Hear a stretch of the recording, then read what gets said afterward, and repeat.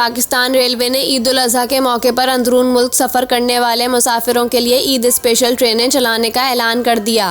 Railway हुकाम के मुताबिक कोयटा, कराची और लाहौर से 3 स्पेशल ट्रेनें चलेंगी, जिसमें पहली ईद स्पेशल ट्रेन कोयटा से पेशावर के लिए 26 जून को रवाना होगी, जबकि कराची से लाहौर के लिए ईद स्पेशल ट्रेन 27 जून को चलेगी। तीसरी स्पेशल ट्रेन ईद के बाद 3 जुलाई को लाहौर से कराची के लिए चलाई जाएगी। हुकाम का कहना है कि ईद स्पेशल ट्रेनें 10-10 बोगियों पर मुश्तमिल होंगी। वाज़ेह रहे कि इससे कबल कौमी एयरलाइन PIA ने ईद उल अज़हा के मौके पर अंदरून मुल्क परवाज़ों के किरायों में 10% रियायत का ऐलान किया था।